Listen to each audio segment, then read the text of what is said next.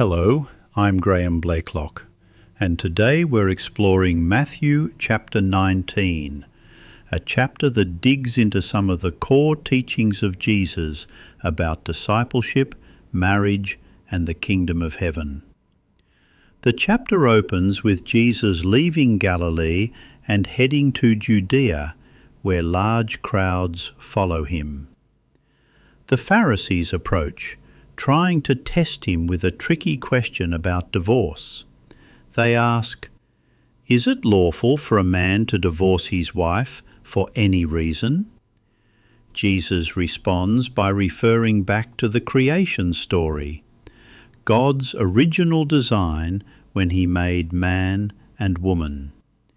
He emphasizes that marriage is a divine union, saying, "What therefore God has joined together, let not man separate."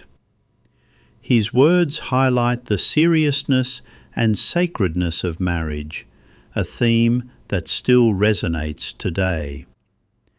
Then, Jesus addresses the disciples' reaction to his teaching on divorce, emphasizing that Moses' allowance for divorce was due to human hard-heartedness, but from the beginning, it was not so.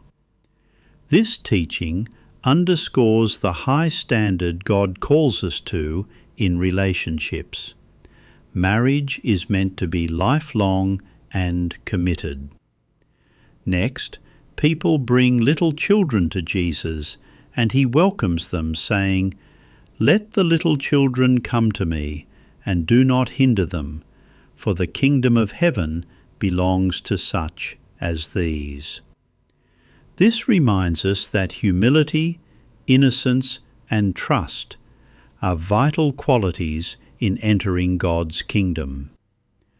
A rich young man then approaches Jesus, asking what good thing he must do to gain eternal life.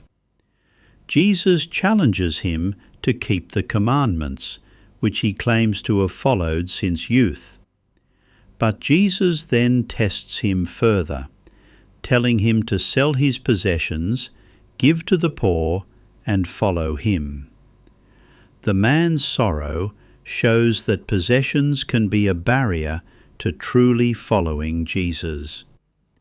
Finally, Jesus teaches about the difficulty for a rich person to enter the kingdom of heaven, comparing it to a camel going through the eye of a needle. His disciples are astonished, but Jesus reassures them that with God all things are possible. So, what's the takeaway? Jesus calls us to prioritize the kingdom of heaven above all else, whether it's our relationships, possessions, or ambitions. He invites us into a radical, life-changing commitment. Thanks for listening. I invite you to join the discussion. Visit our podcast super site at godstreamradio.com.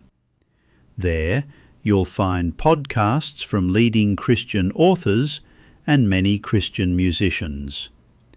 Plus, be sure to subscribe to the Divine Stream Radio newsletter, where you'll receive inspiring messages and have the chance to enter our monthly draw to win one of Dr. Michael Youssef's books. You can subscribe by clicking the link in this podcast or by visiting divinestreamradio.com directly. Let's walk this journey of reliance together. Thanks for tuning in.